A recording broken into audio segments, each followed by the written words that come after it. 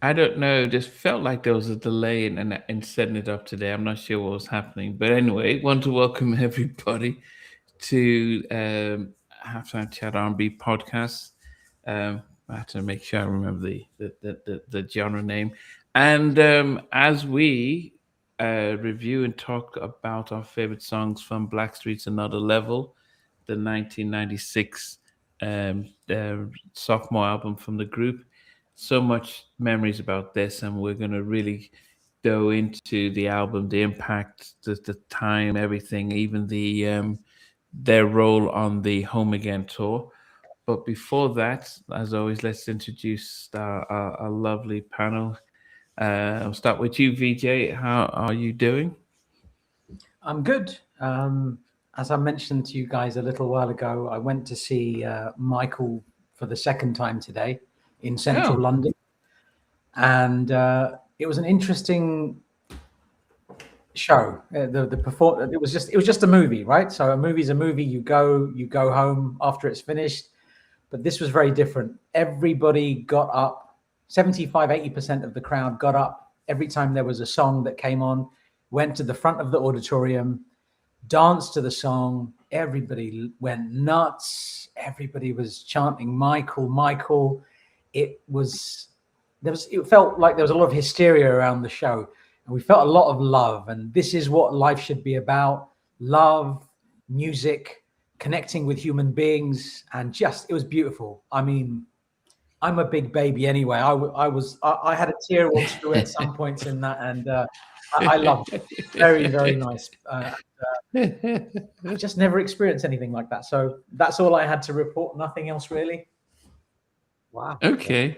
So, as a Tottenham fan, has it been a good weekend as well? Relief more than anything else. I I would have got a lot of stick for about the next 5 years, I reckon, because If you had been relegated and Arsenal had won the Champions League? definitely. I mean, if we got relegated, we'd never have heard the end of it. They would have talked about it for years and years, and I would never have been allowed to forget it. But if they'd won the Champions League, they would have rubbed it in my face for the next 5 years. So I'm glad. I'm glad they lost. Sorry, relieved, and I can breathe a sigh of relief. And in London, they were just everywhere. There was a really a good parade, and I'm glad they got to celebrate their Premier League win. I hope they had a lot of fun there. Yeah, but Champions League, thank God, I'm good. Okay, okay. Stevie, how about you? How you doing? Good evening, all. How you all doing? Fantastic to be with yourselves, Namdi, VJ, Lorraine, and great to see you. All you viewers out there, great. I've had a good weekend. I did another vinyl search video yesterday. I went in one particular record store, and I'm stood at the counter, and I looked down, and there was a box on the floor of cassette tapes, and I'm like, wow. And I picked one particular tape out. Then I realised there was like 50 copies of this cassette tape, brand new, never been played. I don't know if you can see this. Won't show. Oh, From 1995. okay, It was a box, but I couldn't believe it. I thought, where's this box come from? Full of cassette tape, R. Kelly cassette tapes, unplayed. Yeah. But anyway, the guys in there were very kind because they know I spend a bit of money in there. They go, oh, just take a couple of copies, Steve. Will you take a couple of copies? So yeah, I was there, and I will be giving a copy to an unnamed good friend of mine one day, so he'll get a copy as well. But yeah, good evening all. Hope you're all right. But yeah, I could get some more copies of it. I shouldn't say that because everybody will want a copy, won't they? You know what I mean? Just Zane, keep quiet.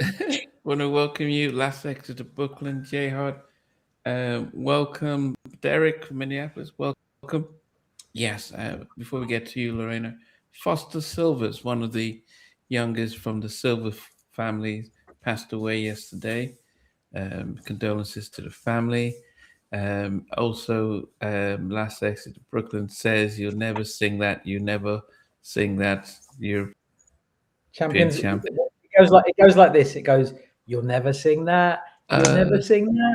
Champions of Europe, you'll never sing that. Okay.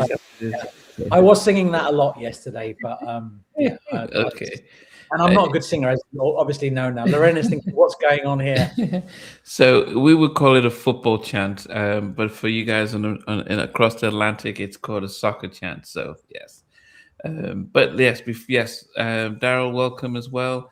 Before we get into Blackstreet's another level, Lorena, how have you been? What's been going on? I'm doing good. I think I'm gonna put the light on because it got extremely dark. I think it's about to storm. What? Yeah. What time is it? It's only 4:30, but Wow. they said like we're supposed to have a storm with like hail. So Oh, hopefully okay. that doesn't happen. She's from Canada, so yeah, they have the Mounties on oxes, so that's how Cody gets out there. What do the Mounties ride? Do they drive horses or? It's horses. Oh, not the moose. They don't ride horse. They don't ride the moose. I thought they. Okay, Mhm. okay, yeah, okay. Wow. Namdi, I Outside, want to share something if I can. Whenever you're done, I'm just going. Yeah. I wanted to share something. yeah. But outside that, Lorena, what else has been happening? How's your show and your guests and stuff? Everything is being put on hold. I have to get everything going again, so it's slowly gonna come back. I just been really busy with my nonprofit stuff, so as soon as that calms down, then I'll have more time to get back into interviews. Okay. Lorena, what do you do with non-profit stuff? What do you do? I basically help youth, like kids. So it's something I Wow. started, I would say like 10 years ago, I think.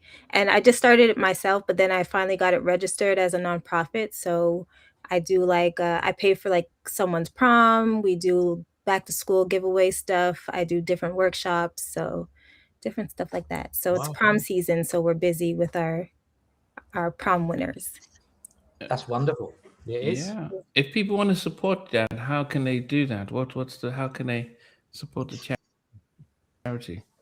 Well, you could follow us on Instagram. It's The Crown Project. So that's where we are. But I'm getting all the stuff together and revamped. So I'll have like more information, but everything will be updated on Instagram.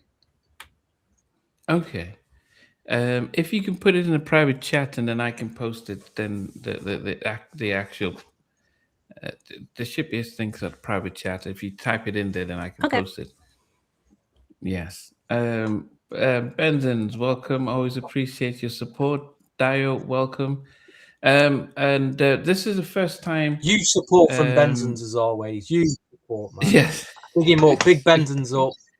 Dale, how you doing? Daryl, yes. J Hood, music tips, reviews. They're all here. Our staunch supporters are here this evening. Last exit from Brooklyn. Yep. Anybody else? Tell us you're here so we can give you a shout. Donald, see you. Tell us if you're here. Yeah. Get yourself in the chat. We'll give you a shout. Benzins has just seen the Michael movie for the 12th time. For the 12th time. Wow. That is He's setting a record there. He's setting a record. I think he might like the movie. I just a feeling. You might like the movie. Okay. Is that here? Yes. Okay. I think this is this the first time? What did VJ, Lorena, and ourselves we came together during the halftime chat 6-year anniversary. So this would be our 4 of us being together to do an album review. So I hope it goes. I hope you guys appreciate what we're doing today, and but also the fact that we picked this album. But before we get into that, VJ, you had something to say. Then we can talk about another level. So I've been clearing my music and my bits and pieces, my magazines from back in the day. I've got lots of Right On magazine and all of those vibe type magazines. In the UK, there was a magazine called Blues and Soul. And this was the first one I ever bought. And I bought it because there was a fold out poster of Michael Jackson in it. Makes sense. I was a kid. Michael Jackson's in it. And there was something in this magazine called the Hit List. And this particular hit list the hit list was basically the hottest music that was out that fortnight. So if you were a collector, these are the things that they were recommending that you go out and find. At the top of this, the Michael Jackson one, Just Around the Bad Tour. Number one was the Guy first album. Wow. And I found that fascinating. Like, it's interesting. Like, the first one I bought because Mike was Michael, and Guy as well. And I found two other copies of this Blues and Soul, and it was all that they were all around the album that we're reviewing today. So the first one is from where is it from? It's from this. It's saying October 1996, and look at that. It's got a review of Another Level on this. So that's Blackstreet on the front cover there. And this is a year later or 6 months later, Blackstreet on the cover. Because obviously when this album came out, it blew up. It blew up in such a way. It took over the airwaves, and it's one of the most streamed songs from the 90s in the world on any platform. It's in the top, whatever. It's like that one song that I'm sure we will discuss at some point during this. It had a life of its own. Yeah. It's extraordinary how successful that song was. Yeah, I mean, we'll get into it. Colin, goodness, we haven't seen you in God knows forever. Yes. Good to see you, Colin. Jez is celebrating his birthday, so happy birthday to Jez. Happy birthday. Happy birthday to you. Happy birthday to you. Happy birthday, DJ Watch These. Happy birthday to you. So, Lorena, we'll probably start with you, the youngest on the panel. When did you first hear this album, Blackstreet's Another Level? When it actually came out, that's the thing. Like when VJ was saying, like this album was huge.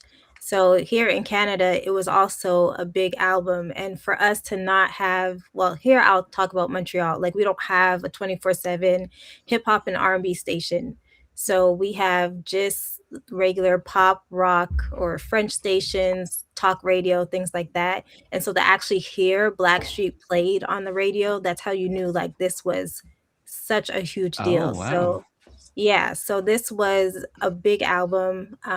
My mom had bought it when it came out. She had got the CD. So it was played all the time in the house. And like even at school, we would be singing the songs. Like it was just huge. So I definitely remember this album, and just doing this and listening to all the songs again. A lot of it like came back to me from when I was young. So yeah, this was huge.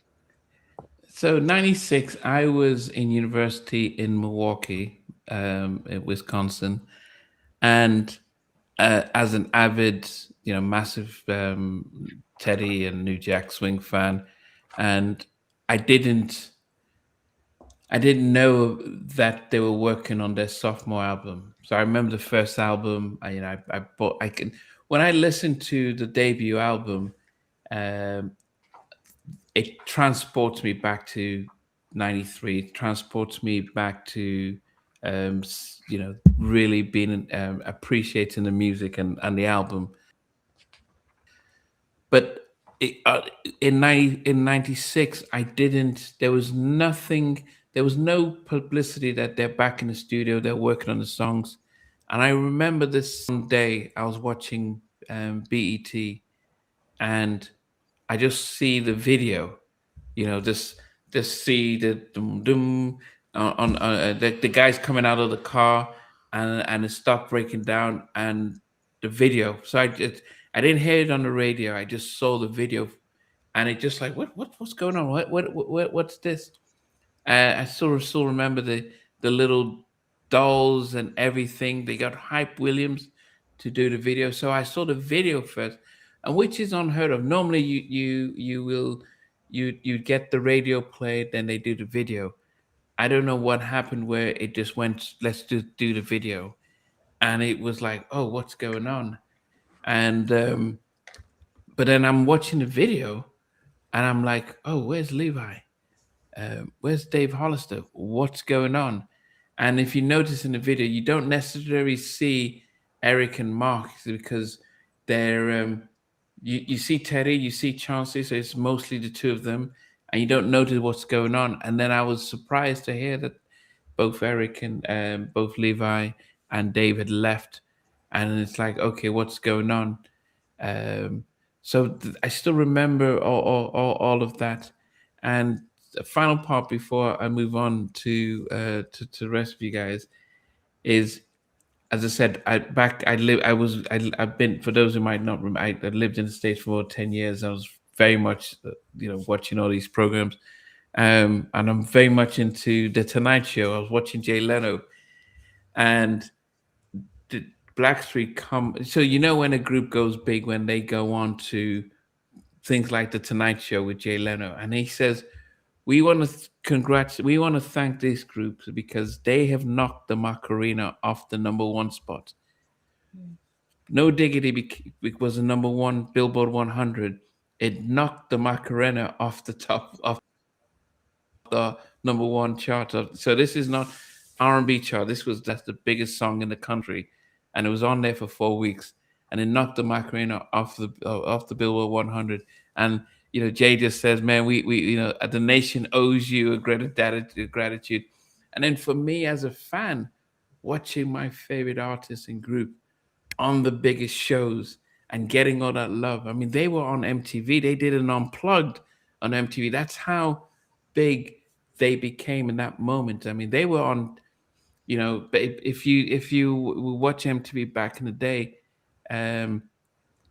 they would be, when I think it was a December, and they sang "Never Gonna Let You Go." There, it was like a MTV away in the ski lodge, and there's Blackstreet sing. I mean, they got on mainstream pop, that kind of coverage, and there was no way and they were getting bigger.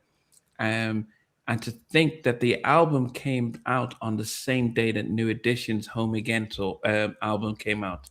They both were released on the same day, and New Edition debuted higher than Blackstreet on that day.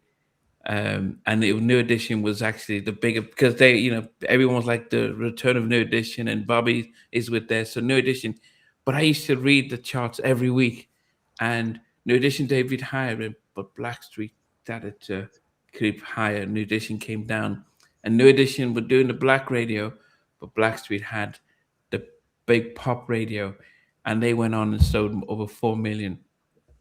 But we'll talk about the Home Again tour and everything later.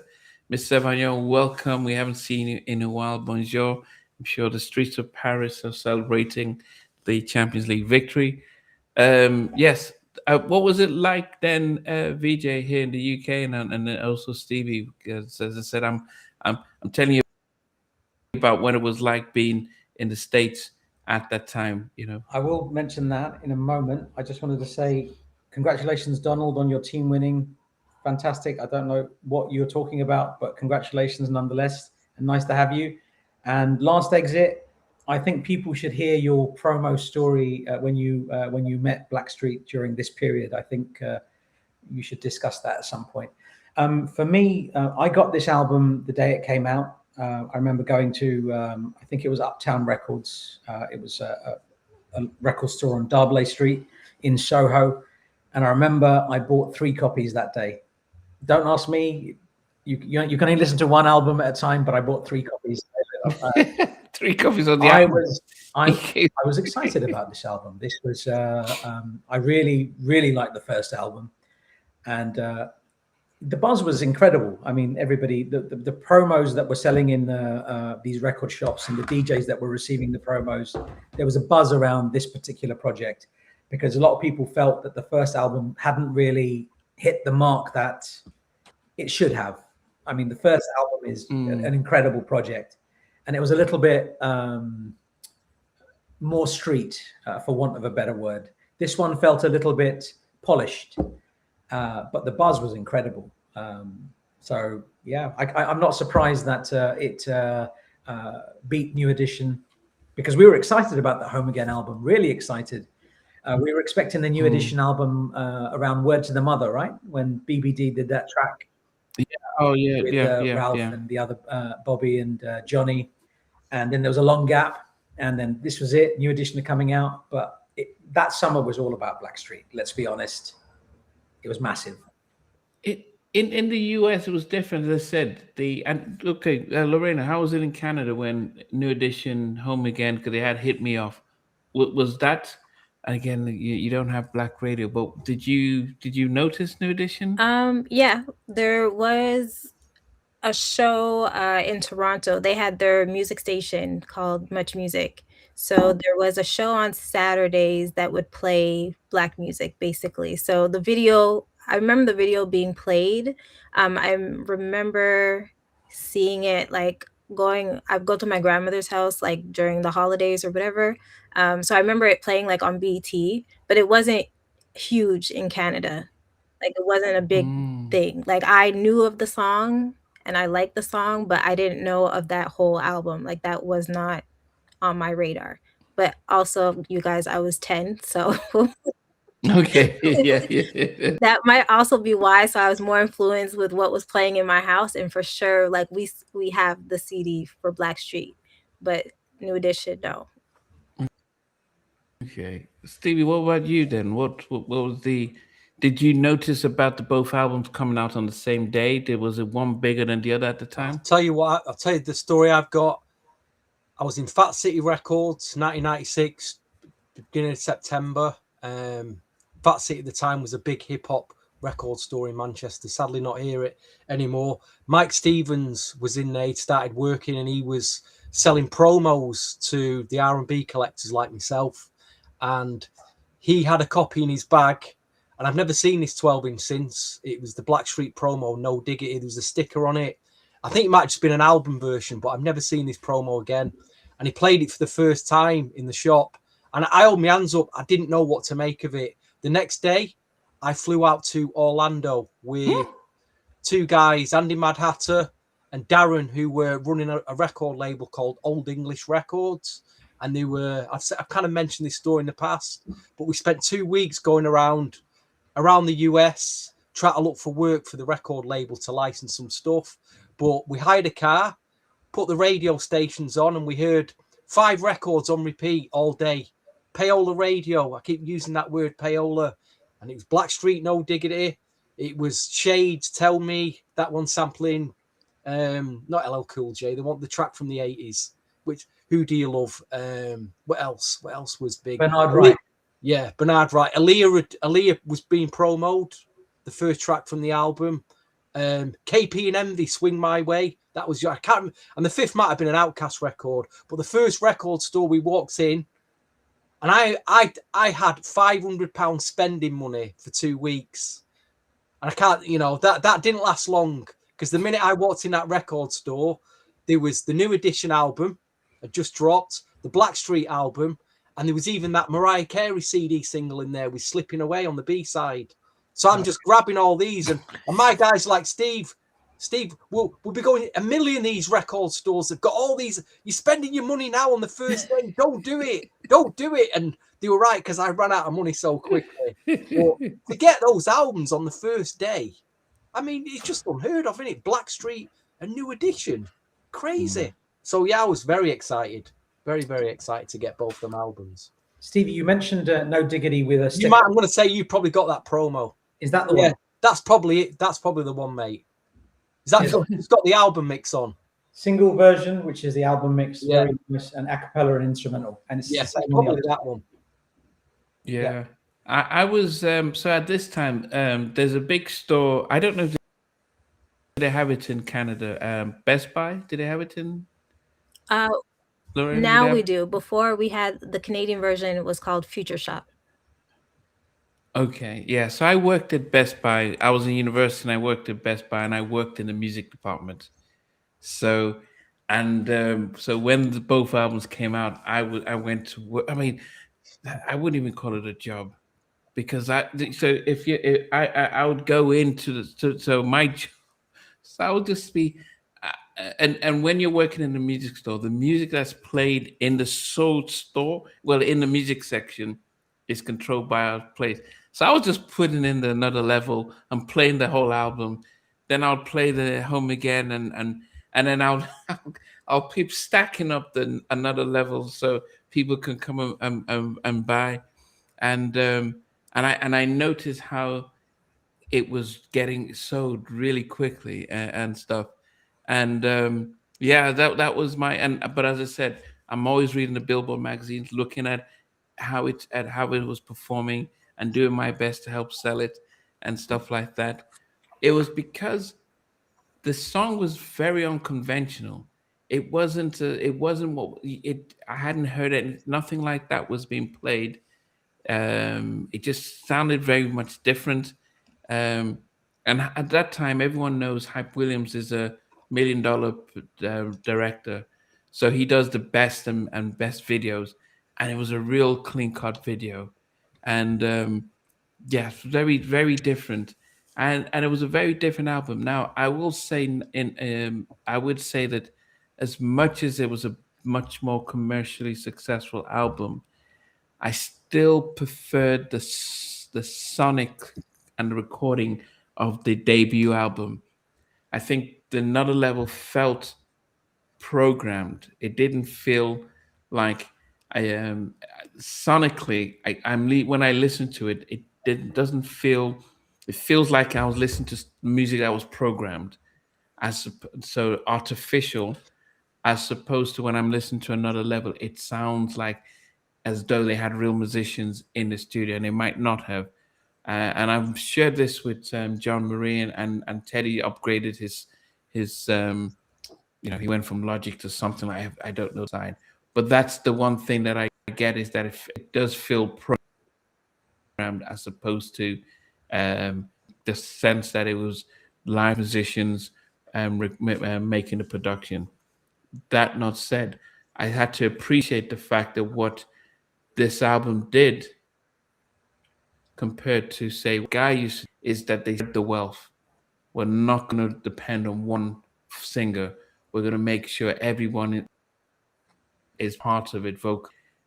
And I don't know what you guys think about having Mark Middleton coming into the group.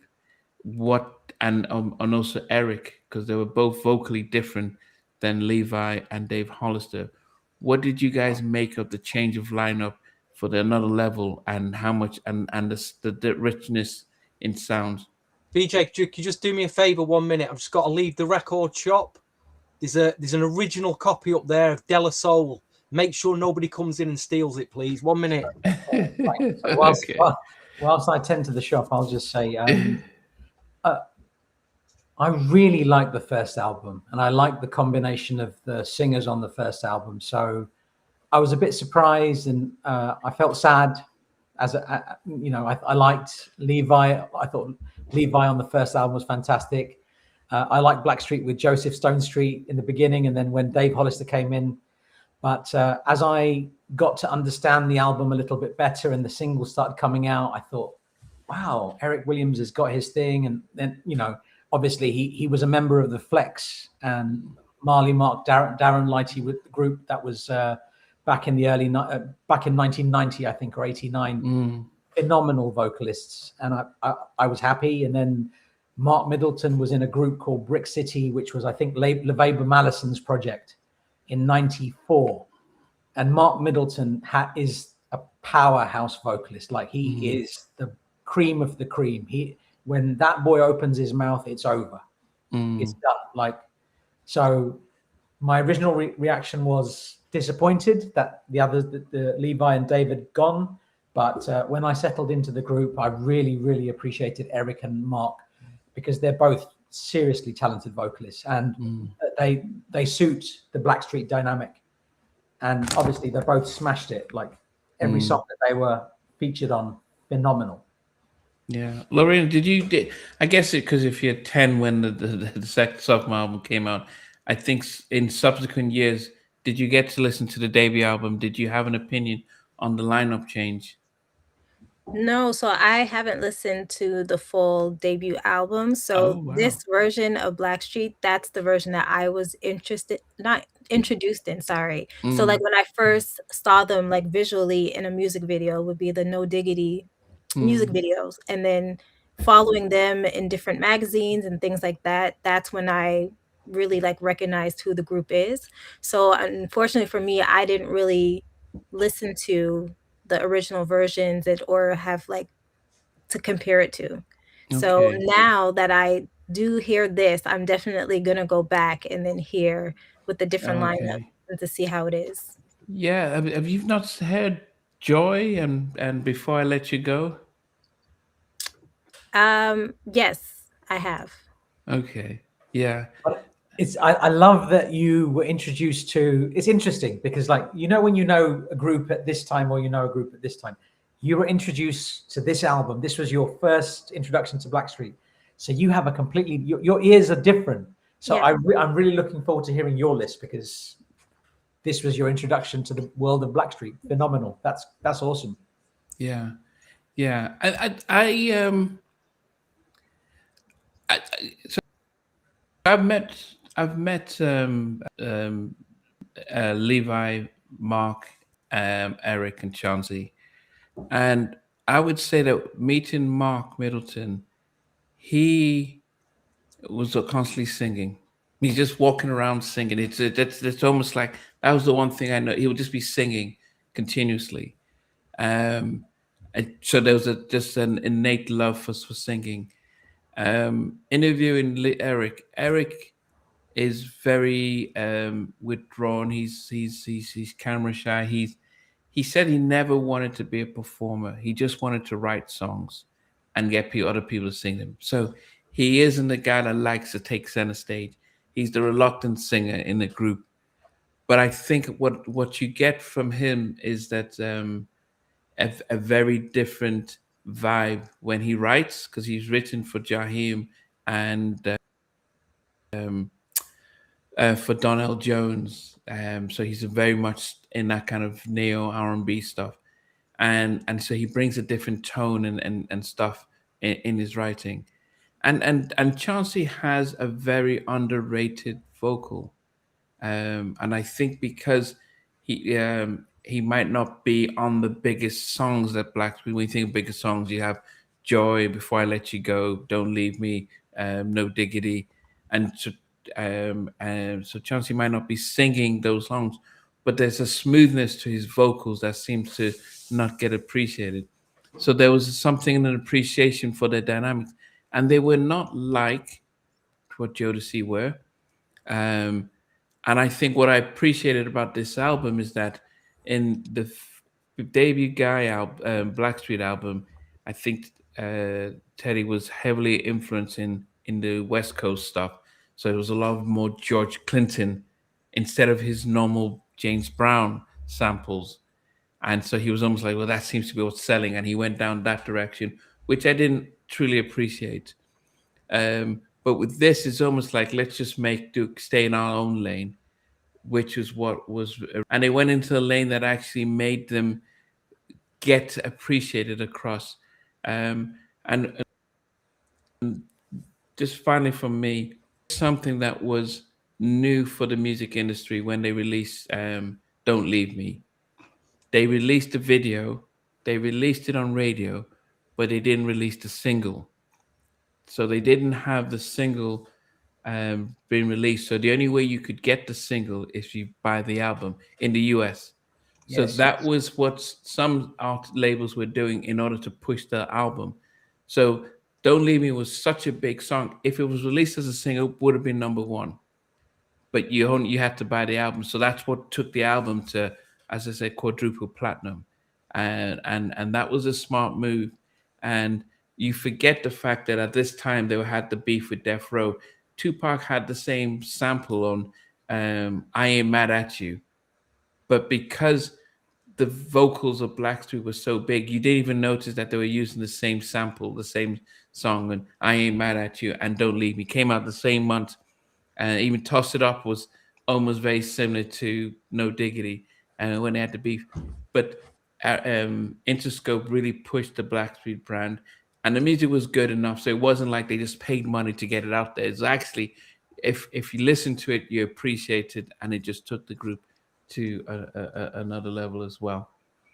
And Namdi, I know we've got to get on with the list, but and I never have the blues and soul with the hip list for album that we're reviewing. So this is like, this really is a fascinating piece of history. I'm just, if you can indulge me, I just wanted to tell you, this is, I think this particular issue of Blues and Soul was a few weeks after Another Level came out. So if I can just mention some of the artists that were hot at that time, yeah? So number one on the list was 702's album. You had Blackstreet's Another Level was at number 7. Home Again is number 35 on the list. And Blackstreet's No Diggity is number 12. So I'm just trying to tell you, this album was massive. This is weeks after it's released. It's still creating a buzz for collectors. Like you had Johnny Gill's The Johnny Gill album. You had Mark Morrison track there. Gina Thompson, Nobody Does It Better album. A Tribe Called Quest with Faith Evans, Stressed Out. Horace Brown, Things We Do for Love was hot. D'Angelo and Eric Sermon, Me and Those Dreaming Eyes. There's a lot of great music at the time. And just reading them out, you think, wow, what a time that was. Yeah. And the I don't know if they came to Canada. So New Edition headlined the Home Again tour. This was the first time that all 6 of them were going to be on the tour. And then the supporting act was Blackstreet. And then the opening, and then in some cities, Keith Sweat was on the tour. And the opening act was 702. And so for me, this was my, Michael Jackson moment, seeing New Edition and seeing Blackstreet. So they came to Milwaukee in '97, Home Again tour, the best concert I've ever been in my life. And we were told, oh, Keith's not well, so he's not going to open up. So he didn't come. At that point, I didn't really care. 702 show up, and I told this to Mila. I'm like, who are these little kids singing up? There was, when you're coming in early, and then you've got you get the group singing.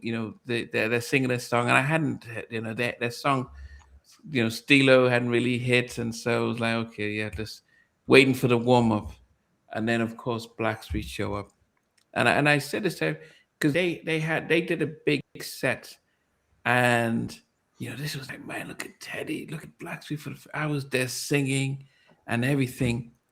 And then at the, the last song they sang was the No Diggity Billie Jean remix. So, and then they're playing Billie Jean and they're doing the Michael Jackson stuff. So if you ever see their Unplugged, when they start to do, they start to do almost like the sort of the Jackson 5 stuff.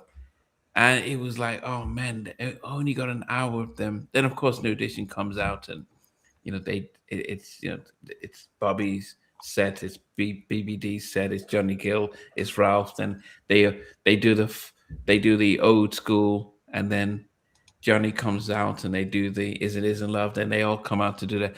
They could have just toured on their own. But that was just an awesome experience and stuff. All right, I've spoken to them. I think of all the albums we've reviewed, this is probably, as I mentioned, I really studied this album, studied the era. I remember where I was, as I said, Best Buy out in downtown Milwaukee, pushing it and promoting it, and stuff like that. Tone Corell, it talks about the difference between Joseph Stonestreet. So we can touch quickly on that. I think there was a difference when we heard the first. I didn't realize that they switched Joseph Stonestreet to Dave Hollister when I got the album version. And I think that was the first lineup change when Joseph Stonestreet sang Baby Be Mine. That felt really different. He vocally was very different, very strong. By the time they got to the album, Dave Hollister brought something different than what Joseph Stonestreet did, and I don't know the lineups how it changed the Another Level stuff. Anything to say about Stonestreet before we move on? Stonestreet was an incredible vocalist. Absolutely, what a talent! But Joseph Stonestreet, that's a much bigger conversation. Incredible vocalist, and rest in peace. That his version of Baby Be Mine is just magnificent. That's a perfect song. When you think of a song that doesn't need any messing around. You don't need a remix. It's just perfect. That was Joseph Stonestreet's version of Baby Be Mine. But I will say every single vocalist that has been in Blackstreet can pull their weight. Every single one. You go from Terrell Phillips, incredible on Finally. You talk about any of the vocalists on this album, on the first album, any of the ones that have worked with Teddy live, every single vocalist is a killer. So the one thing I will say about Blackstreet, they have the best vocalists. They just, they've always hit the nail on the head. Okay. All right. So let us get into this. So there was 19 sort of tracks on there. One of the things I wanted to talk about is track 14, the Blackstreet Radio. Blackstreet coming on. What was it? Blackstreet's. I can't remember how he goes now. Blackstreet's coming with Morris Baxter. Aha! I thought it was a really good spot, a really good sort of interlude where somebody said, "Yo, Teddy, what's up with the guy thing?" I thought it was really smart the way he answered it. Like, that's, that was, this is where I'm at. It was not that smart, not that, considering where he got it from, the whole thing. Oh, what do you mean? From the Sugar Hill days, the Crash Crew on the radio. Just completely ripped off from that. Okay, I'd never heard of that because I just thought I'd mention that. Just want to throw that out there. It's not that original, but what they put over it is original, I guess. But as an interlude, I agree with what you're saying, Namdi. I know what you're saying, Stevie. As a song, it's like lots of things are sampled. But as an interlude, it really did feel different for this. Very different from the interludes from the first album as well. Yeah, because it in a way introduced the new members. And in a way, it's helped understand that, okay, it's very rare for people, to be able to say, what's up with Guy? And to say, yep, this is where I'm at now. And it was like, oh, okay, at least he acknowledged that. So I felt it was definitely a really, really helpful part of the interview to have that. And then finally, I think in the 90s, it felt like, which you don't get in any other era, everyone had to put in a gospel track kind of thing. So they felt like, we need to. Now it looks it's like, wow, this is just strange because people accepted it. At the end, you just put a gospel track, and whether people are religious or not, it's accepted. It's put out there. So definitely interesting at the moment. And then the final thing was the Black in the Street interlude, which was a little strange because Chauncey was always given the name Black, but Street was named after Joseph Stonestreet, and it was almost like we needed to give it to claim the origin so that we don't necessarily need to explain about Joseph Stonestreet, which I don't know if that was needed. Any thoughts on that? Sorry, any thoughts on what, sorry?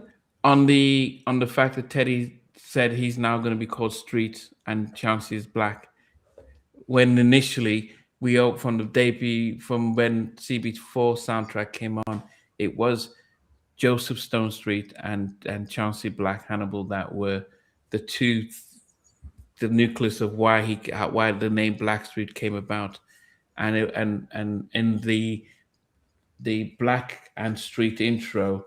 Teddy tried to almost like, let's rewrite the meaning of how the origin of the name came about. That's why I was asking if anyone had any thoughts about it. Well, for me, I think so. When Joseph Stonestreet left, he left. So whatever the circumstances were around, we don't need to get into that. But I think there was in a situation where you had Chauncey Black and you had the word Street. They had to make a situation that could work. Why not call him Teddy Street Riley? And I think that's what's happened there. I don't know what the logic would have been there, what they would have done. I don't know the inner thinkings, but that would make sense. You got to make the best of a situation, right? Yeah. But I find Um, that interesting too. Like I want to know like who was behind the marketing of the album because it was like a tricky time if you're changing group members that sometimes have that sometimes has like a bad effect with the fans because they like the members that were there before. So for this album to explode the way that it did, I would really love to know like who was behind the marketing and the PR for the album. Yeah, I don't know who did all of that, but they definitely hit it out of the park, didn't they? Mhm. yeah, and I think, yeah, and I don't know if people got to know the group well enough to have time to notice the change. You know, I don't think that we sat with them as much to know. I think Dave Hollister, before I let you go, that was a big song, and Joy with Levi were big songs. Um, but I think they came out so strong that it's recognized that those who had left, and you just then picked up vocally what was going on. Yeah, so we're going to go through it. Just before we go, Benson just came out that Peebo Bryson has just suffered a stroke. He is how old is he? Yes, I think he's 75. So our thoughts are he's 75. Our thoughts are with him and his family. And All and right. also rest in peace to Foster Silvers. I think some people did mention it in the early part of the chat. That's very sad. So much good music from that. Yeah, it's very sad. Yes. Okay. So I always do this, and I've had to learn to do that. Anyone who's just joining us, what we're going to do now is we've talked about the album, and so now we're rating our 10 favorite songs of the album. We start with number 10 and make our way down to number 1. And by the time we get to number 1, we tend to then count down other songs, and we talk a little bit about why we put the song in there. So there's about 19 songs. Some of them are interludes.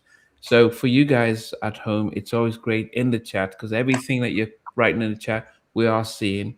So you could start with your number 10 song on from the album down to your favorite, and along with us. So then we see how many people do have the same number 1 as a favorite. And we're going to go clockwise, starting with myself and finishing with Lorena. And at number 10 for me is the second track of the album, This Is How We Roll. That comes in at number 10 for me. It was definitely, let me see, He's in control. Yeah, it was a good laid back sort of intro for me. I like the because it followed on from the sort of the Black and Street sort of interlude, saying like what we're going to be bringing in, and it was just a nice little vibe from that. And yeah, I appreciated the production, and yeah, This Is How We Roll at number 10 for me. Daya, I think the reason why we're just doing top 10, I think there'll probably be 14 songs on there, but it then helps to understand that it helps to know, it keeps us a suspense as to what's number 1. Yeah, VJ, what's number 10 for you?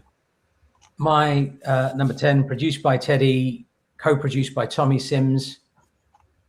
Very interesting writing credits here. Written by Tommy Sims, Teddy Riley, Mark Middleton, and the incredible Karen Anderson.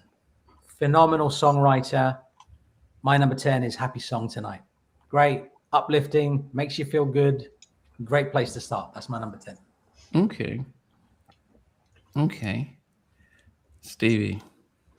I've gone for an interlude, much like the one. An interlude?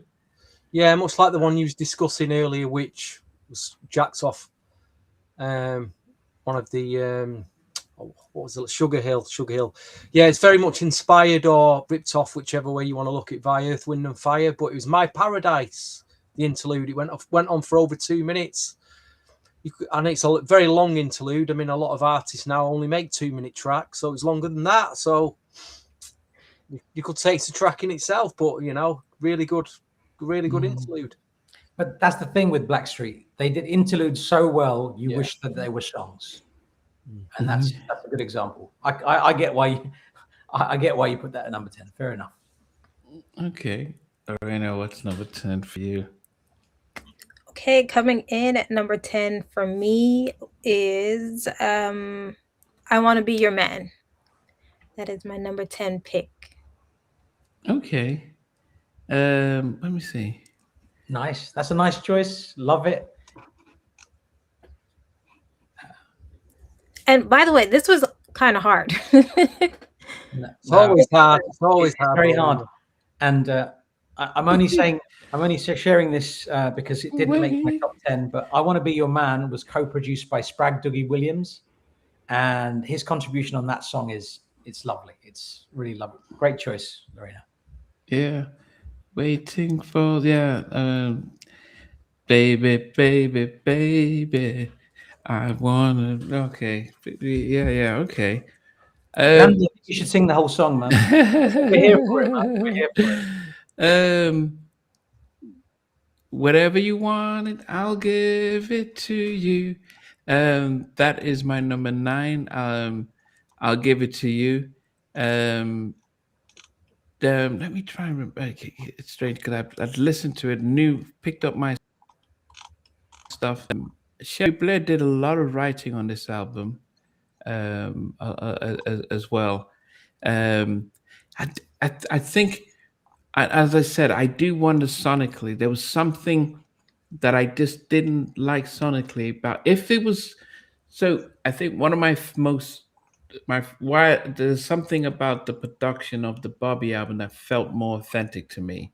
And there's a difference in sonic and the sounding of this album compared to, say, the 7 tracks he did on the Bobby album.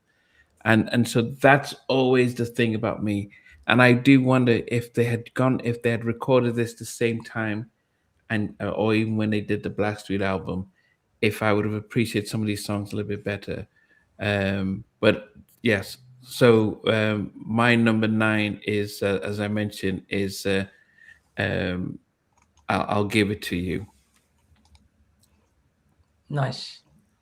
My number 9 samples DeBarge, The Lord Is Real from '83. It's the gospel track that you just mentioned. The Lord Is Real, Time Will Reveal. But the vocalists on this list is just crazy. It's just crazy. You've got Karen Anderson. We mentioned her as a songwriter. Fantastic voice. You've got Ilan. You've got Beverly Crowder. Incredible vocalist. At the time of this album, her name was Lemenga Ford. She became Lemenga Caffey shortly after that. So I believe she got married. You had Shannon Cooper. But the most interesting thing about this whole album for me is the fact that Daryl Deezo Adams is a vocalist on this song. Absolutely powerhouse vocalist. But the combination of all those vocalists really makes this song work. So that's my number 9, sorry. Okay. Stevie.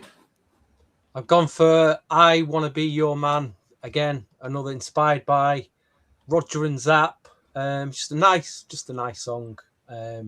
Nice track to put at the top end of my chart. Okay. Lorena. So number 9, I have to agree with VJ. I put The Lord Is Real, Time Will Reveal. I think you don't have a classic 90s R&B album if you don't have a gospel track in there. And I actually thought it was really well done. So I really liked how they put it together. I feel like Teddy was on his Kirk Franklin in the song too. But yeah, I really enjoyed it. So it's made it in my top 10 at number 9. Okay. We're moving quickly along. For a long time, at this number 8,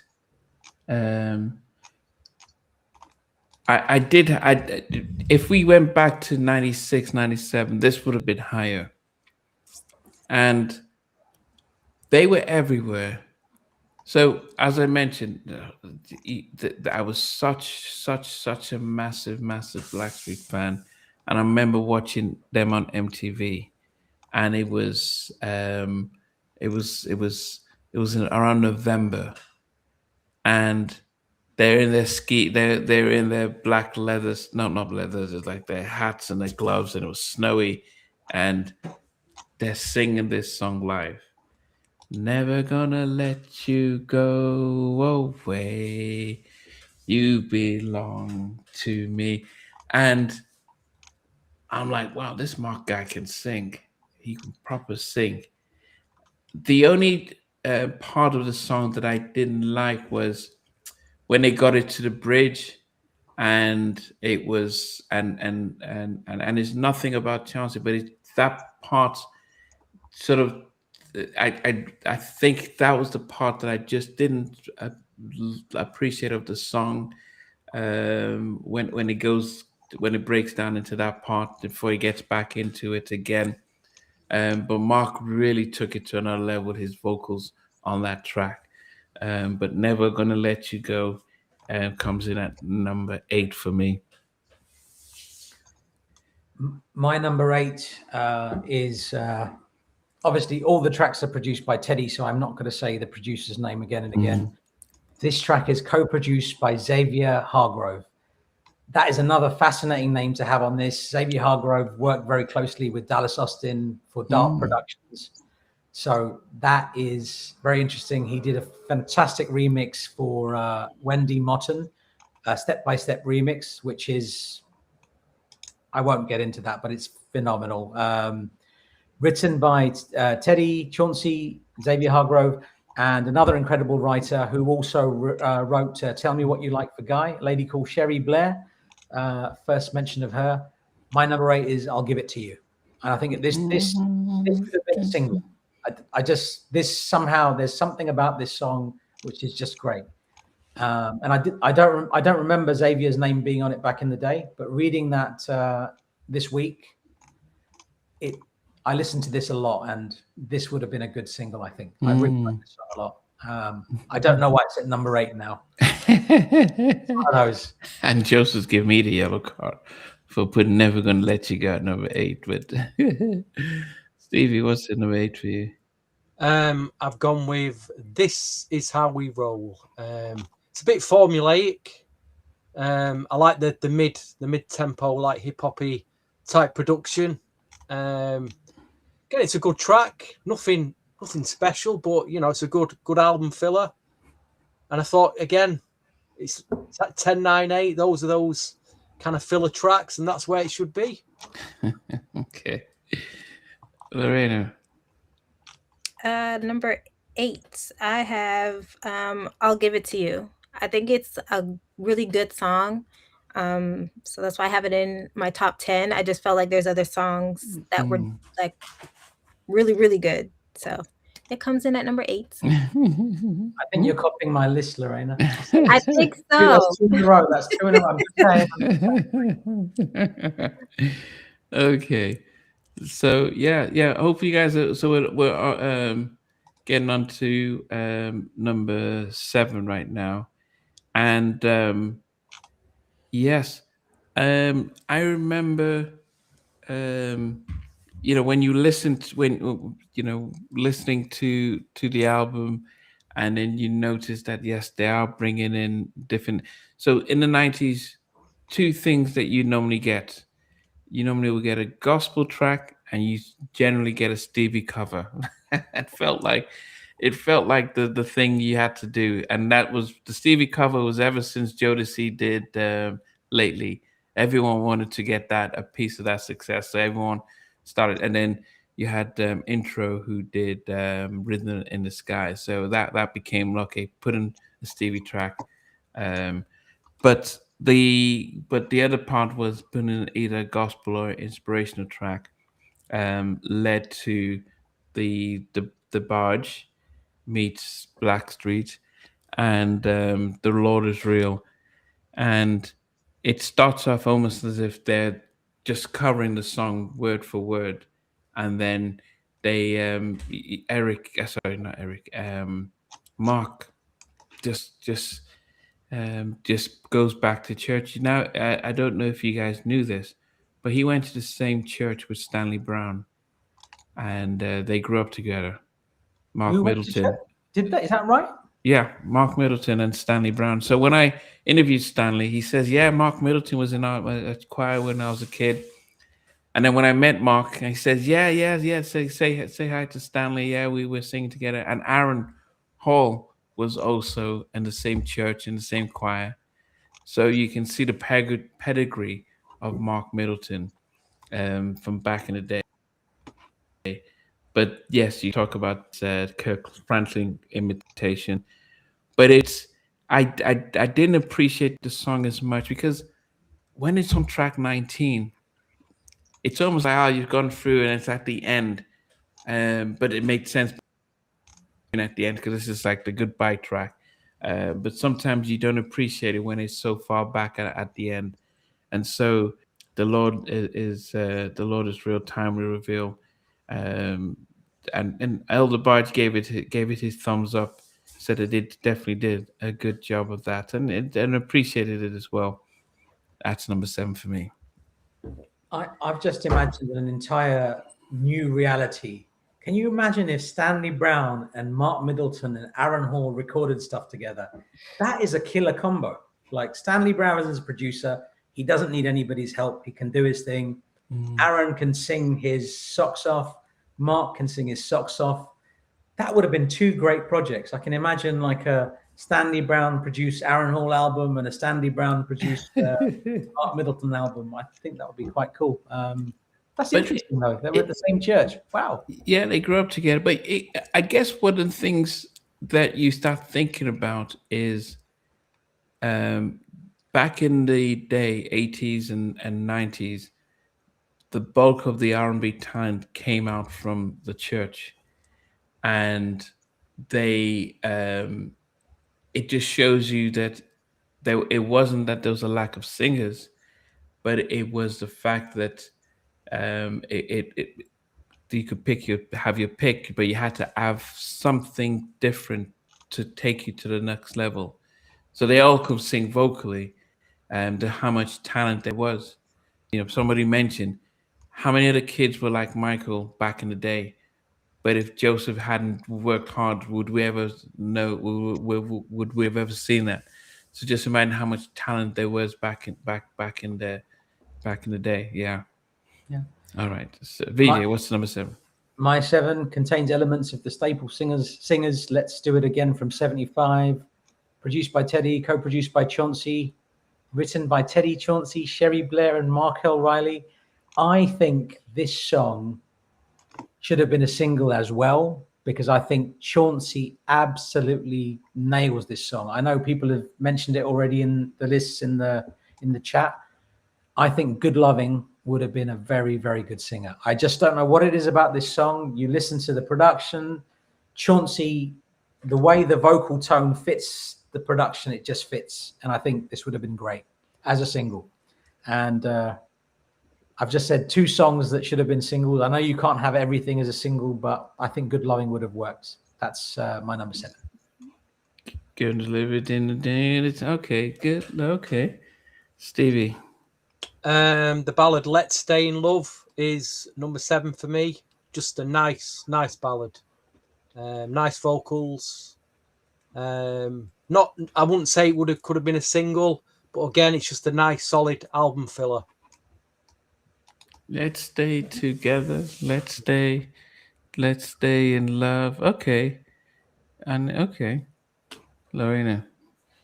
Number 7, I have Never Gonna Let You Go at number 7. Never Gonna okay. Did you ever see the performance live? No, I haven't. Yeah, if you search Never Gonna Let You Go MTV, yeah, they were singing it. I'm watching it and I'm really proud that, man, these guys are on MTV. I mean, it's MTV is not the same as it was back then, but you had your BET, you're on Video Soul or 1 and 6 and Park, and then if you get onto TRL, that's it's like getting on BBC One, getting on the Kiss radio. They're allowing you in the pop space because they want to give you access to the white kids who have money, and there's a massive difference that Blackstreet were given that space where they could be on. They were celebrated on MTV, and then given the opportunity to do an unplugged. Uptown Jodeci didn't have an unplugged, neither did Mary. They had an Uptown unplugged, so they all had to cram in. We just had their own stuff, and that was reserved to very few groups. I think the other group that did benefited from that, you had Pearl Jam and you had all these big artists. So for Blackstreet to just have their own unplugged, that was golden for me as a massive fan, just to see them there and appreciate them. But they deserve that. You got to remember they deserve that. Like this album, the two songs you mentioned that "Don't Leave Me" wasn't released in America, which made propped up the sales, and "No Diggity." Those two songs alone, they were stratospheric. That took this album to a different level. Blackstreet were in their own lane during this time, so it makes sense that they had their own unplugged. And the crazy thing about Blackstreet is they should be a household name now in 2026. Like, I don't think they really followed up this album with anything as popular as this. But you have like Michael Jackson had Thriller. Did he follow up Thriller with anything as good as Thriller? No, but he still had massive albums. Bad was massive. Dangerous was big. History was a big seller as well. But I don't think Blackstreet really, there was something missing. And as good as Finally was and Level 2 was, this was their peak. And yeah. I was reading somewhere this week, somebody said it's a shame that Blackstreet didn't hit those heights, because they had it. They had everything. They were, this group at that time, different planet, man. And I know what you mean. I get it. I get why they got an unplugged. Sorry, I'm rambling now. No, you're not. Man, I get what you're saying. That's what I'm saying. No, you're not. And I'm looking at MTV Unplugged, and it was very much Oasis, Alice in Chains. It was Pearl Jam.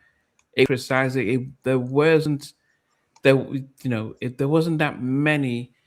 I don't know how many black groups were given an opportunity on MTV Unplugged. It wasn't, Lauryn Hill had her stuff, but it was definitely not something. So for them to get that, they really, Jimmy Iovine truly believed in the stuff, and they gave them that spot. So,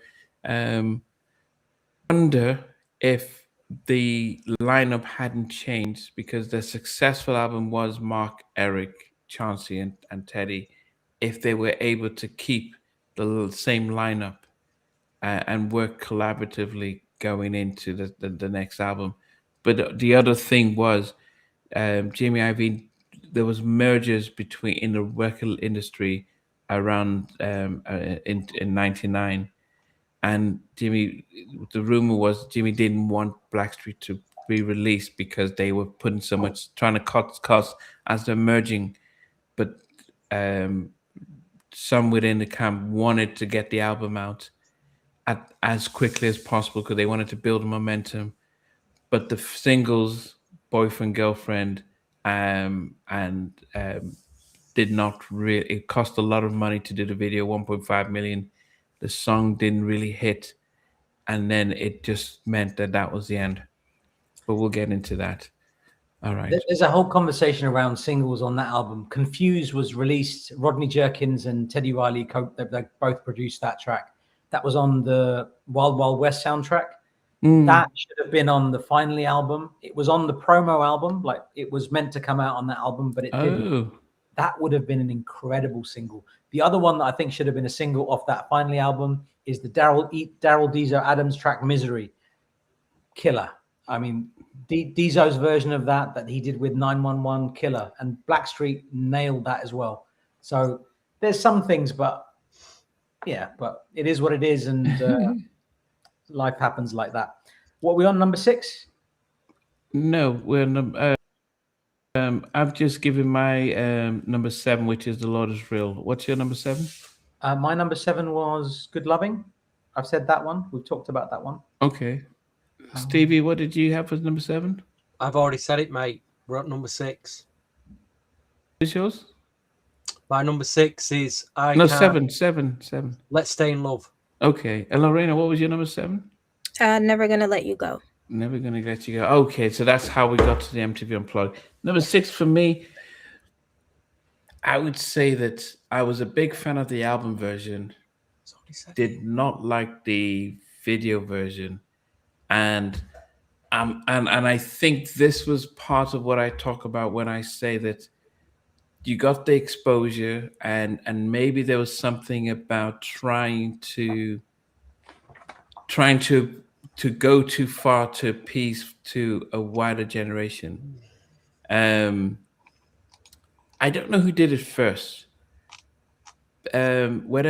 When Diddy did Bad Boys for Life, and they got this rock band, I don't know who did it first, but when they did Fix, and then they got Fish, and they got ODB, and they did this rocko version of it, I was like, okay, what's this? This, if it's the album version was such a different energy, and it was such a different sample, which Mary and sampled and Puffy sampled that, the sample from that, and then they went away from that and did the whole rock version, and I just didn't appreciate it at all. But album version Fix is at number 6 for me. I wish they'd just kept the album version, or made some slight changes to the when they released the video.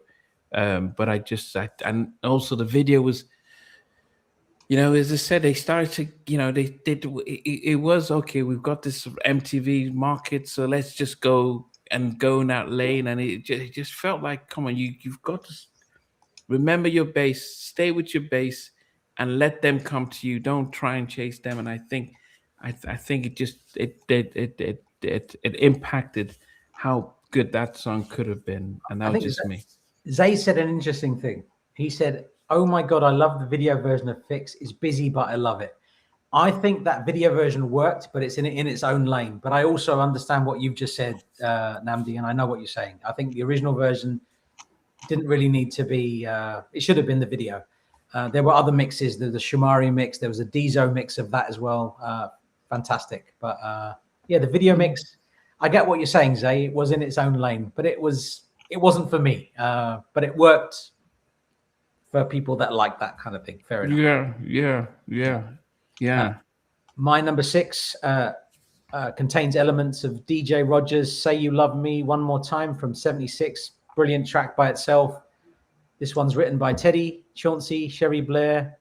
Already been mentioned. Let's Stay in Love. Very, very nice song. Lovely. Very, very nice production. The music on this it's great, but it's very polished, and it's not as gritty as like the first album, as I've already mentioned. And that was that was my issue with this album. I just felt it was too polished. But if you're listening from a musical point of view, it is a brilliant production. Let's Stay in Love. Okay, Stevie, that's number 6. I Can't Get You Out of My Mind. If I'm honest, I prefer the version that came out on the soundtrack. Oh, the Have Plenty soundtrack. Yeah, I like the story that Shaughnessy's telling of this. It's kind of a story type, mid-beat ballad. Again, nice track. That's what made my number 6. Okay, Lorena.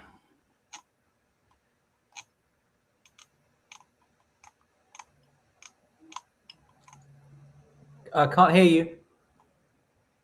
Sorry, I was on mute. Number 6 is I Can't Get You Out of My Mind. So same as Stevie, that's what I have at number 6. Thank God you're Okay, not copying my list anymore. Thank you. So, that's good. We're back on track. I'm good now. Yes, we're back. Now I'm copying Stevie. Okay. Why did you put it that? Because did it not sound different from what else? Not much. Like it didn't sound totally out of place. I actually really like the song, but yeah, it just when I was putting everything together, when I was making like my playlist of the album, it was always in that area of like 5 and 6 placements. Okay. So we're down to the top 5. Number 5 for me was a song that I think if I was part of either managing the group or part of Interscope, I would have said, let's release this track. And it was but I probably would have had to have lived in the UK first, and then I could have seen the potential of this track. When I listen to this song, it gives me vibe. And in the US, sometimes you have to have a track that says Christmas, but Christmas songs do not do as well in the US as they do here. Mariah's changed that, but it's not like here where they're constantly playing all the other songs. And this happy song, when I listen to it, it gives me the vibe of Christmas. And I had this concept in my head that if I had done this, I would have released it around November. I would have had them, almost prepared for Christmas. So let's take this record off the shelf tonight. It's about love. It could have been a video about lost love and reconciling over Christmas, and it could have just been Blackstreet's Christmas song, even though it's not a Christmas song, but very much like Last Christmas or E17, Stay Now, which doesn't have to mention Christmas, but because it's snow and stuff and it came out around that time, it just became a Christmas staple. So happy song to me at number 5. But as I said, I told Eric and Chauncey, and I actually took a video somebody's Christmas video, I think it was either last Christmas, and played the song in the background, and you could see the fit. You could see how it fits. So happy song to me, beautiful track. Could have released a video, a Christmas, and it could have been an unofficial Christmas song, and they would have been making money from now on based on that. So that's my number 5. Fair enough. I think there are some mixes of that. Stevie, were there some mixes of Happy Song tonight? There was one with a guy who rapped on their Japanese version of it. Was it JP Esquire? It was a mix with JP Esquire on there. Was that? Stevie, do you remember? I can't hear you. You're on mute as well. What's going on? You guys putting your stuff on mute? Yeah, I think Namdi answered the question for me there. I think you did well there, Namdi. Okay, fair enough. My number 5 samples Mike Geronimo, Master IC, produced by Frank Nitti and Teddy. This Is How We Roll. I listened to this song a lot back in the day. I like this song. It was just, this made it onto a few tapes for me. Definitely. I like this song a lot. This Is How We Roll. That's my number 5. Okay. Okay. Stevie. I've chose Good Loving. Nice flowing ballad. Nice and easy, much like a lot of the tracks that I mentioned already. Just nice album track. Very nice. Okay. Lorena, what's number 5 for you? Number 5, I think a lot of you guys already mentioned this track, but it came in at number 5 for me. It's Let's Stay in Love. Number 5. It's a song that I was often going back to. A song I forgot about actually. And so listening to this album, I remembered this song. And so I always would go back to it. So it made my top 5. Yeah, it's a really well produced song. It really is. Yeah. Okay. We're now down to our top 4. As they put No Diggity at number 5. Last Exit said, is the chat working? I think it is. Last Exit, what's going on? Why do you think the chat's not working? Can you not see it? Is there something? Is there a technical issue? What's going on, man? If you just type what you're thinking. Yeah, whenever you guys type it, we are seeing it. I mean, there are times when we tend to, I might overlap it, but everyone is being able to see. Number 4 for me was probably one of my favorite ballads on the album, and this is, Chauncey really delivered the song as well, and it's "Let's Stay Together, Let's Stay in Love." Yeah, definitely I probably would have preferred if they had released this as a single instead of Money Can't Buy Me Love, because Money Can't Buy You Love was I think Jimmy Iovine wanted that to be their first single, if I can remember correctly, before he was convinced to allow No Diggity be the first single. But I was never a fan of Money Can't Buy Me Love, and I thought they probably could have done something like Let's Stay in Love as a single. Really underrated, and it's definitely, I thought Chauncey did an amazing job on that. Yeah, he did. He really did. He really did knock that song out of the park. Yeah, Chauncey did a very good. And that's why I said I think he is a very underrated vocalist, because he was in a group where had really nice powerhouses and they had a very different style, but he had a very smooth voice. Yeah. Yeah. My number 4 is produced by Eric Williams, Wesley Hogues, and Teddy. Samples Grover Washington Jr., Maraca Speech from '78.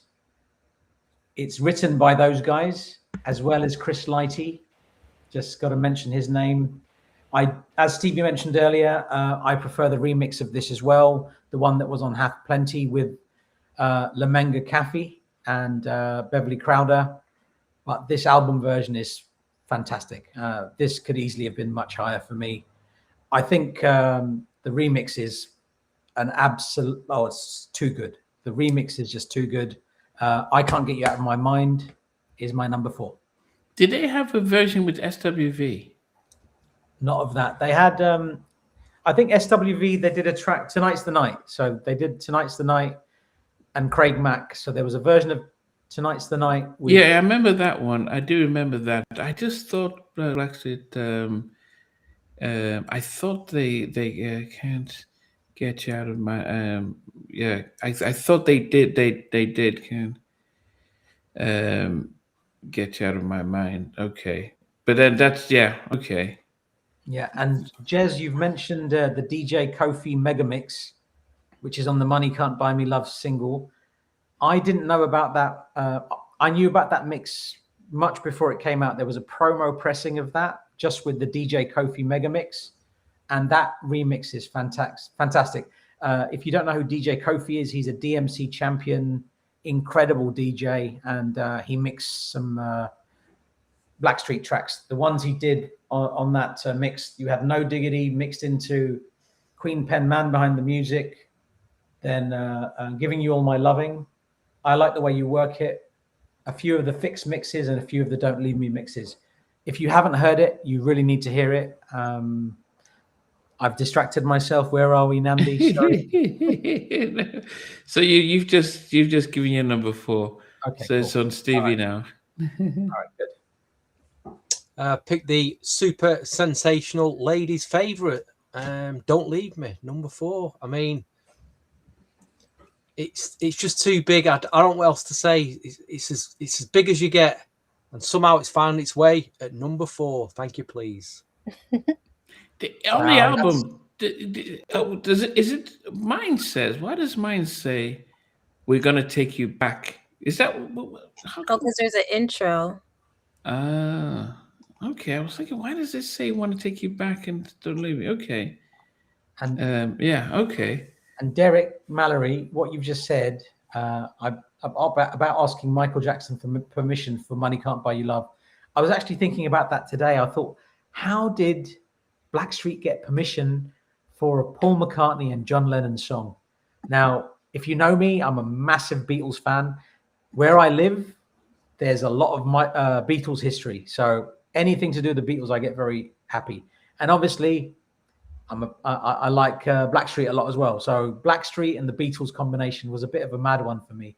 Like in my head, I couldn't process that. So I did wonder how that came about. I'd love to know that. If anybody knows, please do share. Okay. All right. Oh, goodness. Stevie, as said, his number 4. Lorena, what was your number 4? Number 4 is Good Loving. Came in at number 4. Wow. Yeah. That high up? I'm glad it's high up. Because, that's the song I've listened to most this week. There's something about that song. I don't know what it is. Oh, it's good. Yeah, it's good. It's nice. Very nice. I know a lot of people in the chat had it at like number 9, but I don't know. I really like this song. So I put it at number 4. I feel like, of course, there's some bigger tracks that did a lot for like R&B itself, but this on the record, I thought it was really good. Wow. Sure. Okay. It didn't make my top 10. That's why I'm surprised. Wow. At number 3, it is, I think, the song that just, anytime, so this yesterday I was out visiting a friend that I hadn't seen in a long time. So I was hanging out with his brother and his sister-in-law.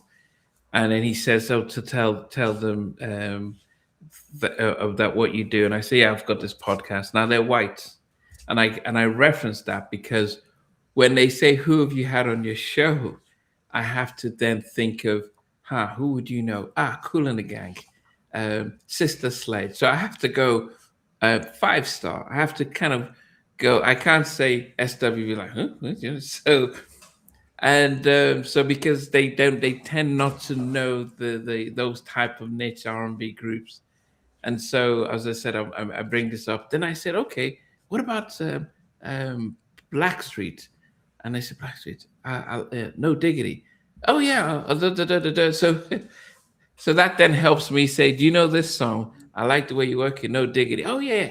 So that says that's the reference point that I have to use. My friend keeps joking about, we white folks, we don't know all these artists, but we know a few of the pop songs.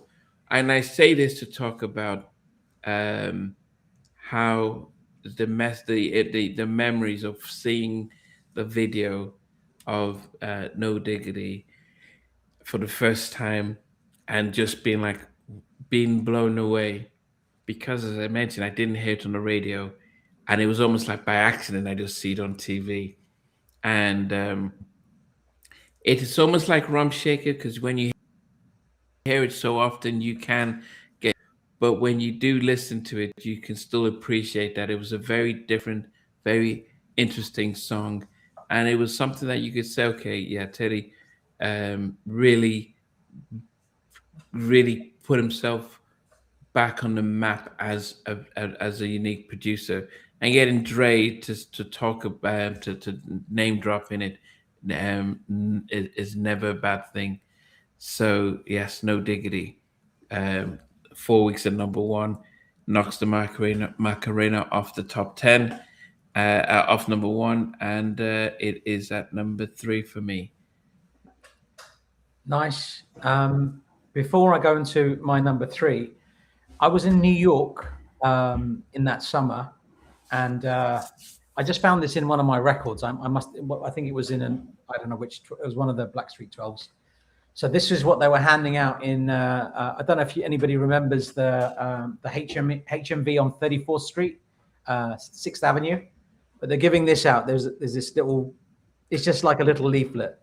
And it says, Blackstreet in person signing copies of their new album, Another Level, including the hit single No Diggity featuring Dr. Dre at HMV on Tuesday, September the 10th, between 5 p.m. and 7 p.m. I don't even remember this. I don't remember picking this up, but I would have been in New York at the time, and that was a great HMV. If you remember it in New York, brilliant stuff. My number 3 contains elements of The Message, Grandmaster Flash and the Furious Five, and Melly Mel, etc. Produced by Teddy and Chauncey, written by those guys and Markel Riley. We've talked about it already. Namdi like the rock version. He doesn't like Slash. I mean, who knew Namdi doesn't like Slash? This is not the one that's on the album. We're obviously talking about album mixes, but this was a fantastic version of it. I believe this was done by Dizo.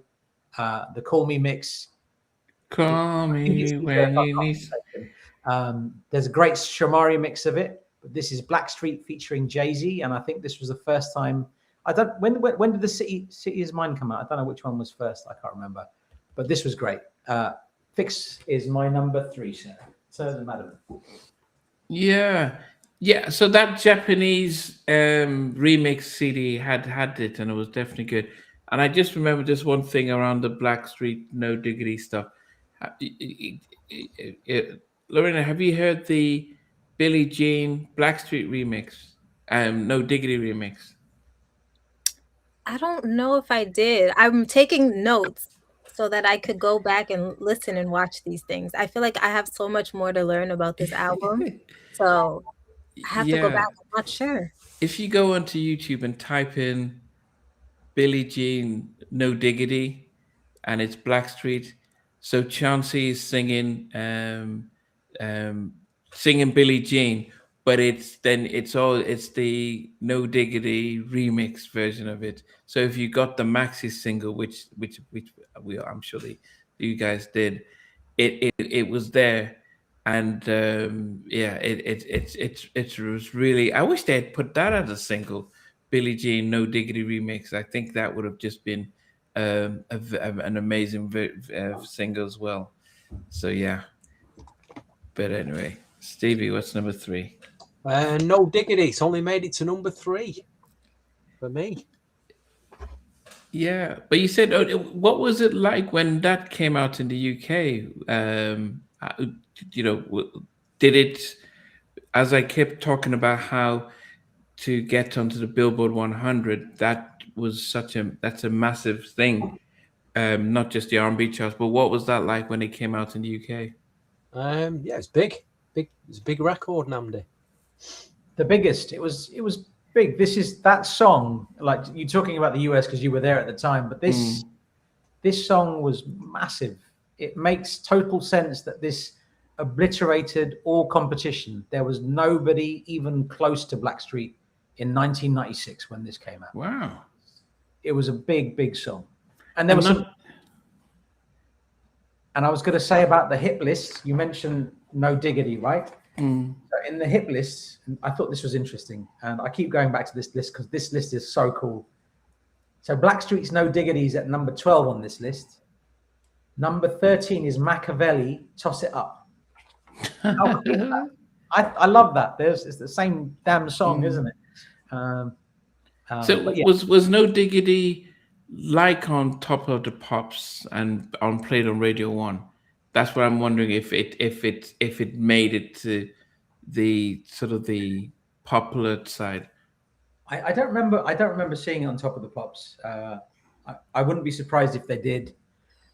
96, 97 was a busy time. I was all over the place. Okay, yeah, on Top of the Pops. I might have missed it.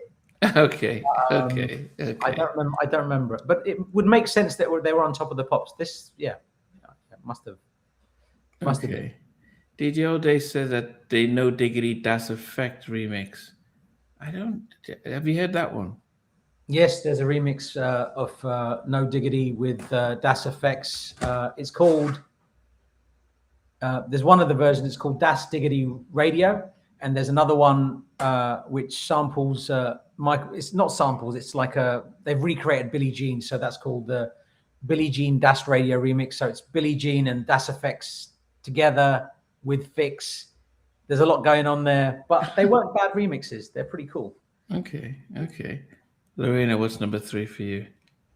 Number 3. Sorry, VJ, we're back on the same wavelength. I put Fix as number 3. I listened to that song a lot when it came out. I remember that song being played a lot in my household and with everybody. So yeah, that definitely comes in at number 3 for me.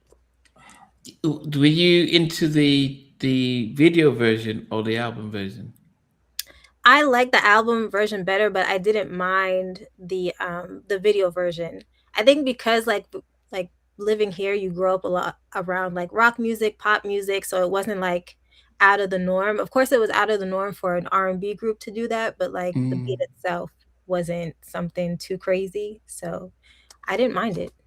Yeah, I think I was putting on my A&R hat, thinking to get you guys bigger, you needed, you know, the is it was yeah the sample was massive, and see others did it. Diddy did it, and Mary used the sample and to great effect, and I think they missed a chance there, starting with that, and you do a remix. I think you come out with the original, then you come out with a remix later on. Would have been made perfect sense. All right, top two. Um, at number two for me was a song that I thought this is what really said David who, because it was and I think this is what made what set Blackstreet apart was the fact that they were able to think about how do we incorporate the group on on a song so that everyone feels that a part of it, and and it shows the richness vocally. And if someone starts it, somebody takes it to the bridge, and it goes into there. And as I kept saying, is that the song was such a powerful song that in the US they opted not to release it as a single in order to push and propel the album, and that is "Don't Leave Me." Um, you know, you have Eric at the back, no baby, no baby, no baby, and then and you had Mark just going up, and stay with me for one. It was just yeah, definitely beautiful video as well, very sentimental video, and it really, as I said, it was really on heavy rotation on MTV.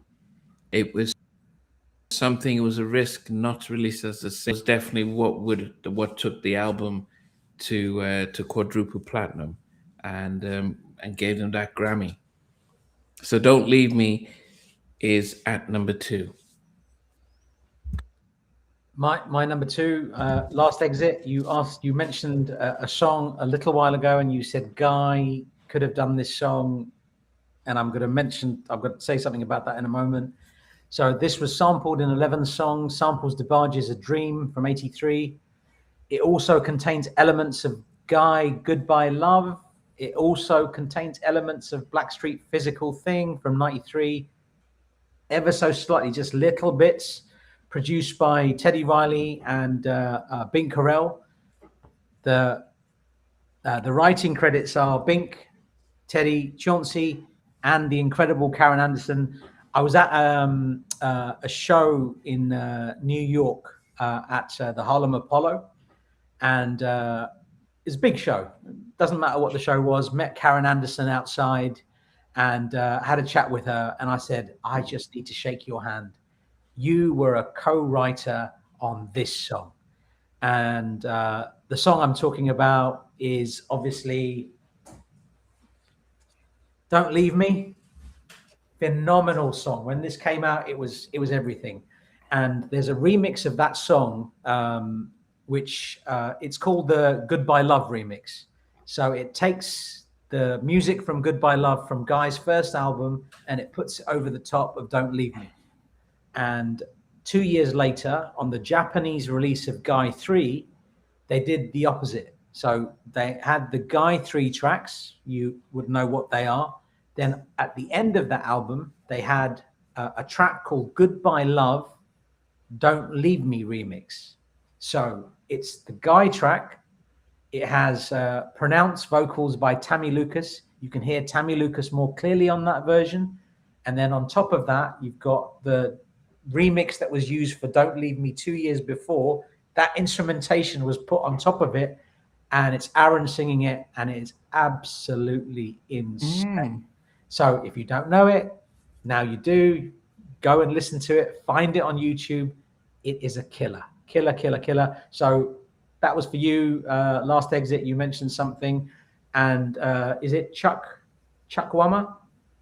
Or Melly? The mixing on Fixes, it was phenomenal. Yeah, you're right. So just wanted to say that.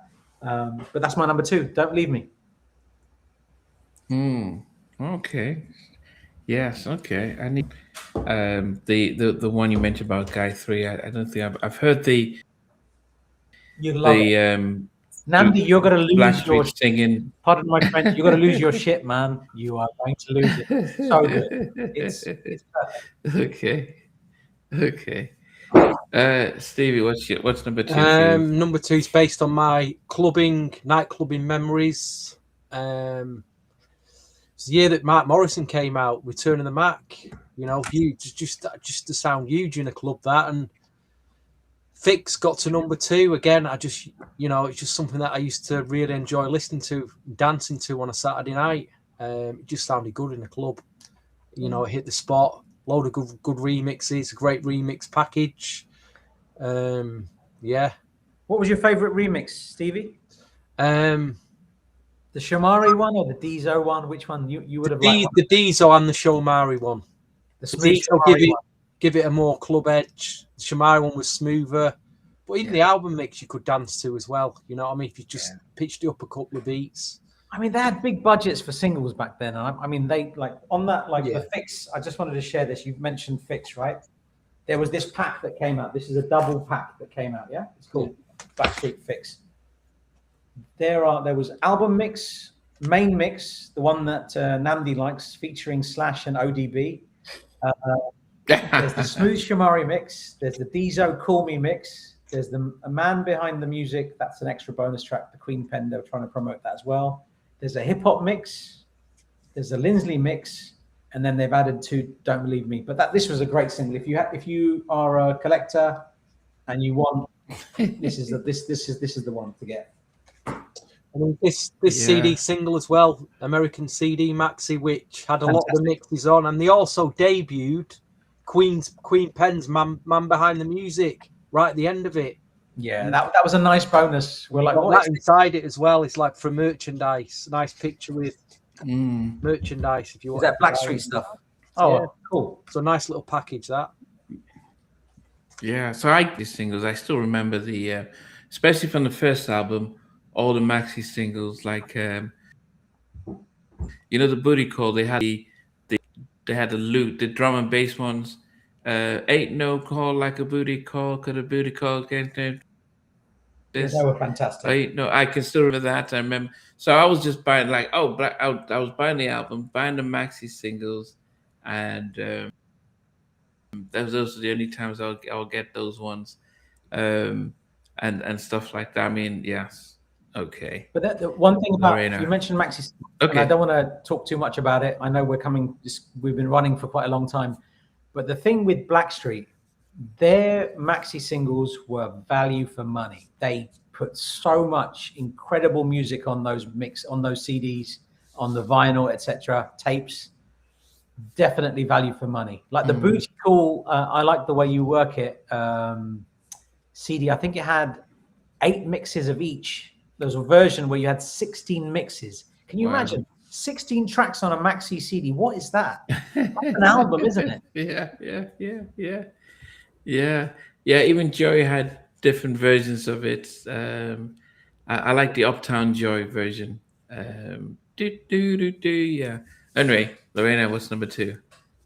Number 2, this was, like I was saying earlier, a huge single in Canada. It played everywhere, so it crossed over onto our pop stations and everything, to the point where I was sick of this song because it played all the time. And even though I was not in the club, I remember the YMCA, they used to have these dances for us kids the last Friday of the month, and so they would play this song too. So the song was literally everywhere. And then I didn't have like an appreciation for it until I got older, and then I realized the sample that they took from Bill Withers, and I just thought it was really cool. So number 2 for me is No Diggity. Mm-hmm. I Yeah. love the memory. The memories are everything, right? Like Yeah. you think of a song and the way where it transports you, it just takes you to a specific time. That's what it's all about, isn't it? Yeah. For Jay Leno to say we have to get the national honor because they have dethroned the Macarena for number 1 spot. Yeah, so that was interesting. All right, so That's a massive compliment, though, isn't it? How big was the Macarena? I mean, the song sucks. I'm not going to get into. Let's not get into that discussion. But it was a big song, right? Yeah. And to top that, that's And something they can say forever. Yeah, and it we knocked the Macarena. it from the top spot. It knocked it from number 1 in America. Brilliant. You had few songs doing that. Whoop, there it is, and but that and that started something where R&B songs and hip hop started to become a lot more appreciated mainstream, because of like what Blackstreet were doing. Because then it was almost like sky's the limit. We don't have to just be on the R&B charts. We can then start making it into these top Billboard 100, and you subsequently you started to see a lot of R&B and hip hop tracks start to now aim for the top 100, which wasn't something that was common back in the early 90s as well. All right, let me go from, so guys, for those who are just joining, we now will go from number 10 to number 1. But I'm also going to mention there are 16 songs minus interludes. So I'm 14. So I'm going to go from what's number 14 up to number 1. Money Can't Buy Me Love, my least favorite song of the album. I just thought it was like a waste of song to be on there. My Paradise interlude at number 13. Number 12 was I Want to Be Your Man. 11 was Good Loving. 10 was This Is How We Roll. 9 was I'll Give It to You. 8 was Never Gonna Let You Go. 7 was The Lord Is Real. Time Would Reveal. 6 is Fix. 5 is Happy Song. Number 4, it's Let's Stay in Love. Number 3 is No Diggity. Number 2 is Don't Leave Me. And my favorite song of the album, and probably, I wonder if it is my favorite song by Blackstreet. It is by a good friend of mine who brought something different, something unique. And when he writes, he tells stories. So it was very different. I Can't Get You Out of My Mind is my favorite. I hated the remix. I was like, I hated the remix. I'm like, take away from the story he's telling. He's telling a story here. And Eric is such a smooth singer. He said that people thought that he gave his singing style to Jaheim. He says, I never gave my singing style and my music to Jaheim because I never really wanted to be a vocalist. But he was different. He brought a different energy to the song with Wes and stuff. I was like, I wish they had more songs on that. They did part 2 with Drama, which was supposed to feature Mary J. Blige. She actually recorded a version, but got upset with certain things and told Jimmy Iovine to get my vocals off, and then they had to get somebody else to something F Gray to re-record Mary's part, but it didn't sound the same. So, but there was a unique style when Eric is singing and writing different, and I wish they had 2 or 3 more tracks like that on the album. But Can't Get You Out of My Mind is my favorite on the album, and that is my number 1. And what's interesting about that? Like normally when you say, not normally, like I'll just say it, sometimes when you say you're number 1, I want to jump into the computer and have a little word with you. But this is something I agree. I understand why you like that song so much. And Eric Williams his pen game is just different gravy. And I thought like that's another frustration for me, because I think Eric should have written more songs. Like, Yeah, they should have he given him a is chance. so good. Yeah. I mean, Yeah. from his early days with the Flex, Yeah, with the Flex, with Dennis, Jaheim, everything with John L. Blackstreet, Jones. Yeah, yeah. Donnell Jones, of course. Yeah, for sure. Yeah, yeah. I think it was. I listened to it. I think they should have had more songs. He should have given him more songs, given him a different edge, because this sounds. It doesn't sound like the rest of the songs. Even production wise, it didn't sound like the rest. It sounded richer. So, give it a try, guys. Listen to his song, and listen to it, and then listen to it, and it doesn't sound like it's the same recording or production like the rest of the other songs. But that's number one. My mic dropped there. I VJ. haven't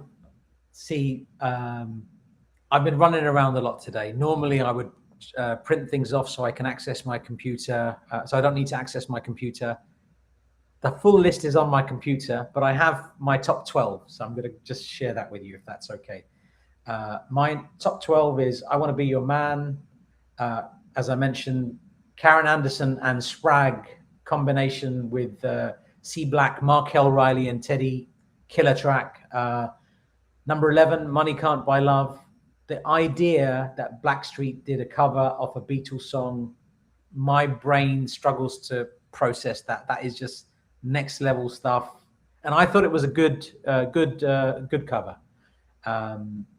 Number 10, Happy Song Tonight. Number 9, The Lord Is Real, Time Will Reveal. Number 8, I'll Give It to You. Amazing. Listen to Xavier Hargrove's other work. The boy is nuts. Good Loving should have been a single. C Black kills it on this song. So should have been a single. What's my number 6? Let's Stay in Love is number 6. This Is How He Rolls, number 5. I Can't Get You Out of My Mind, number 4. Fix is number 3. Don't Leave Me is number 2. That leaves only one other song that's going to make it. It samples the incredible, and the original version is just something that just feels like home when you listen to it. Bill Withers, Grandma's Hands from 1971. There's just something so, that song is just, yeah, it's, you feel like home. You think of your grandma when you hear that song. But the way that William Skill Stewart's and Teddy Riley had used that sample, put it over on this track, written by TR, CB, Chauncey Black, L. Walters, William Stewart, Skill Stewart, and Dr. Dre. No Diggity. It's number 1 for a reason. I still don't feel bored of that song. Like, you know, when you've heard a song a lot, a song like Poison, say, for example, you get bored of it and then you think, I can't listen to it now. I've never, ever been bored of No Diggity. Ever. I could listen to it. If I hear that, I've got a smile on my face. It's a good song. It's a great song. That's my number 1. Oh, sorry. I'm sorry. I was listening to it in the background. So, well, okay. That's a beautiful song, and definitely one that is probably in the R&B Hall of Fame. Stevie. Number 10, My Paradise Interlude. Number 9, I Want to Be Your Man. Number 8, This Is How We Roll. Number 7, Let's Stay in Love. Number 6, I Can't Get You Out My Mind. Number 5, Good Loving. Number 4, Don't Leave Me. Number 3, No Diggity. Number 2, Fix. My number 1 is a precursor to another album from a group we'd not heard of that came out after this. And that was a great album as well. And probably one day we'll have to get around to doing that album, because this feels like a track that it just sounds like them, but it wasn't. And I've gone with I'll Give It to You at number 1. I'm talking about Men of Vision, of course. It sounds like very much like a Men of Vision track. I'll give it to you. Yes. Whatever you want, I'll give it to you. Yeah, the production just sounds like it could have easily been Men of Vision. Sounds like he was when he was working on that track, he's working on the Men of Vision album. Stevie, your brain never ceases to amaze me, man. It's like, I love that you put that at number 1, man. That's a great choice. Yeah. Not an obvious choice, obviously. It's just become, maybe because I've heard the other track so many times that track has just become a go-to track for me. I'm not saying it's the best track on the album. I understand why it's at other places and probably no one else to put it in. It's just a go-to track now. I've heard the other tracks so many times. I don't need to hear them again. You know what I mean? I've heard them enough times, but and that's got more of a New Jack edge as well, I think. Dare I say that word New Jack swing. But anyway, number one, I'll give it to you. And what's that? There's who said that? Is A Dangby? You said never been bored of Poison. I was bored, but it's back again. I listened to it again. I'm good now. I'm good with Poison. We're friends again, so we're good. We're good. Yeah, goodness, that's a surprise. I'll give it to you. Well, okay. Yeah, okay. That's as left field as you could get with a track. Okay. Yeah, Lorena. So I feel like listening to that track, I could see Stevie putting it high on the list. I feel like that's on brand. I don't know. Yeah, depends on when you listen to it again. Wait. Well, when did you finalize this list, Stevie? Today at about 12. Yeah. So I think his I don't think this is a list he would have had last week. So that's why I don't really I don't trust what he's put in there. It's the list for today, and that's fine. It's the list for today.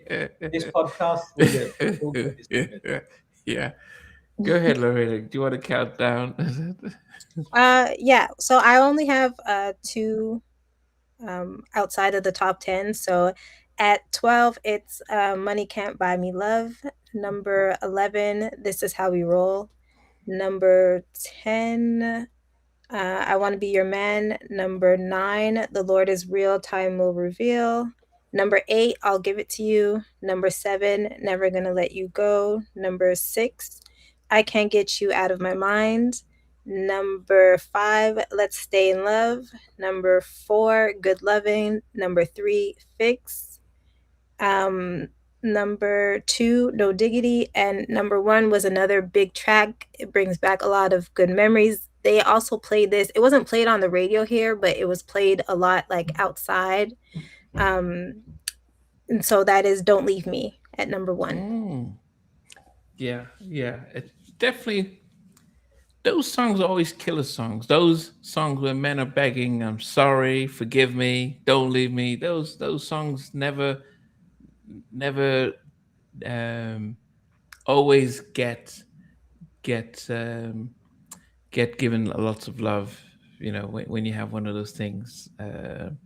And they had a follow-up song on the Finally album called I'm Sorry, which I think would have been a killer track if they had released it.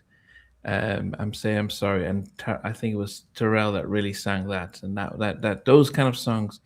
But as I said, this was on heavy rotation on MTV at this time, so definitely a good song. Mark Middleton just was a beast on that. He would have given Wanye a run for his money the way he pulled that off. Okay, definitely a good list. Vita, did you get your compilation? I don't know if he's. I did. Before I shared that, I did buy the Japanese copy of Another Level as well, and I thought there was a bonus track. If there is, I can't remember now. I got this such a long time ago, but there's a booklet, Japanese booklet, if you can see that, Another Level Japanese booklet, and the only extra thing I've got from this particular issue of the CD is the song lyrics in Japanese. Not very helpful to me, so I don't know why I bought that, but I'm a collector, and you know I get all these weird bits and pieces. But I thought I'd share that. We do have a final list. I had a few submissions this week. This show was quite last minute, so we didn't get as many submissions as we normally do. Shout out to everybody that submitted it.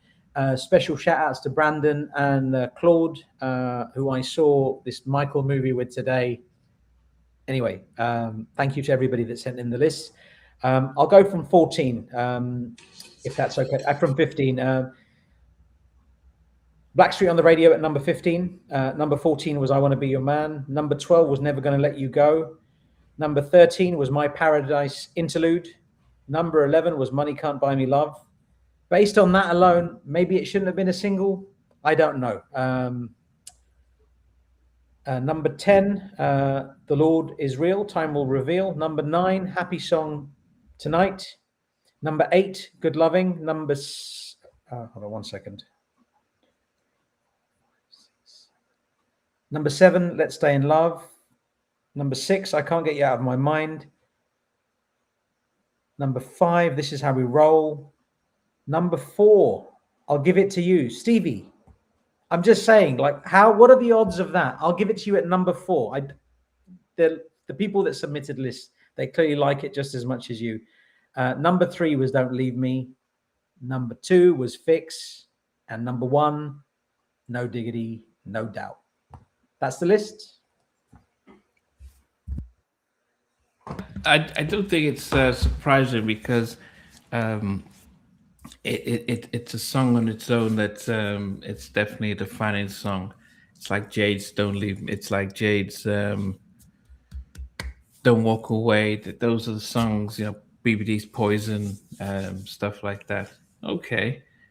And so Zach has said the Japanese bonus has This Is Your Night. It must be a hidden track. I'm sure it's on there. That is a great song, though. This Is Your Night by Blackstreet.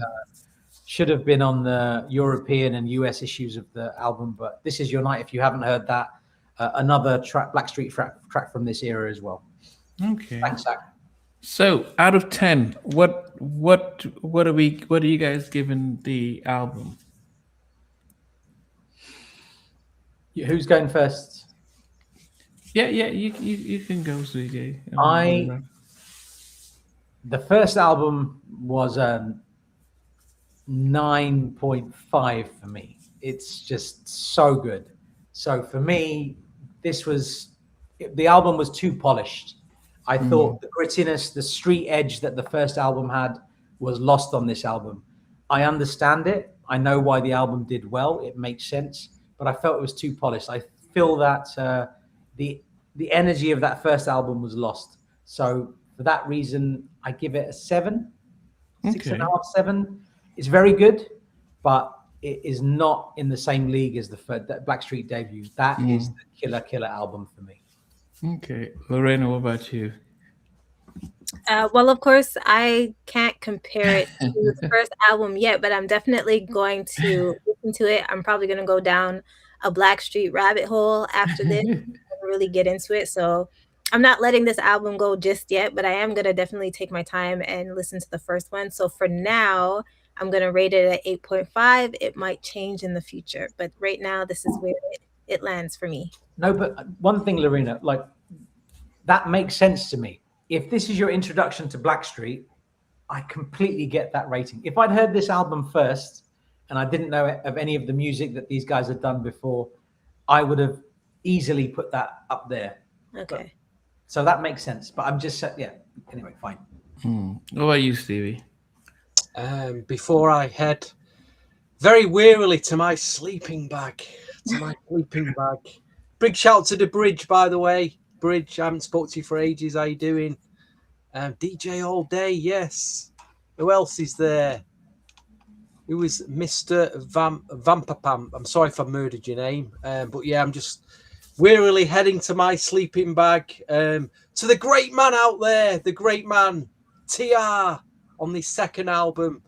To the great man, great production. I'll give it a 10 out of 10, just for the great man out there that you are. Wow. Okay.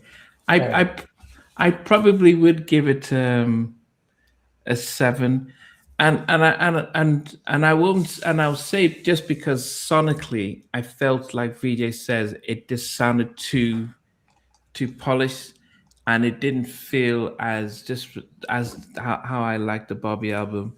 But I'd also say this, that maybe nostalgia wise, when those of us who were Guy fans, when Guy broke up, this was the next thing.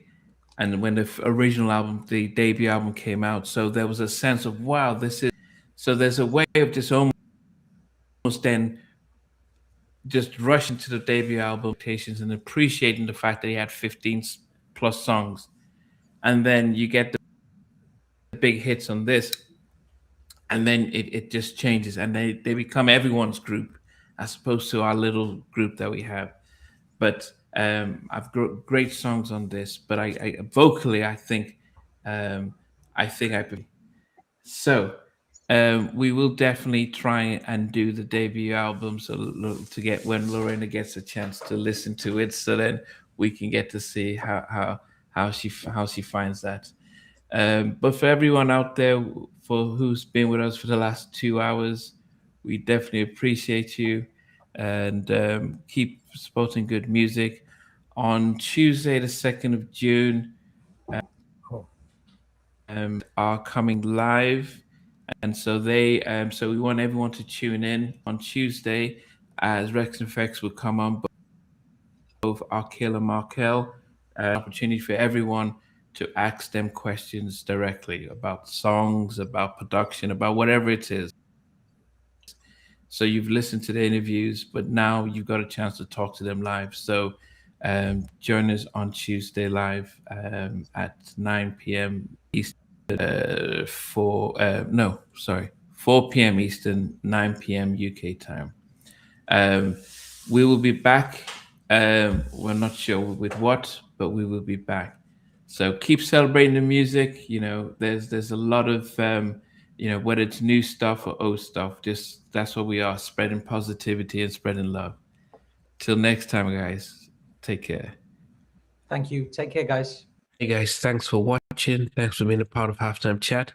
Please remember to subscribe, share, and comment. But most importantly, why don't you become a member of Halftime Chat?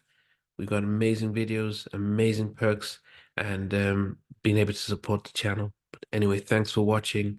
Take care. I never participated in that kind of. And somewhere in between us, or even loving us, on which I didn't miss you with. What was it like growing up? She's still making an impact on 4 houses down.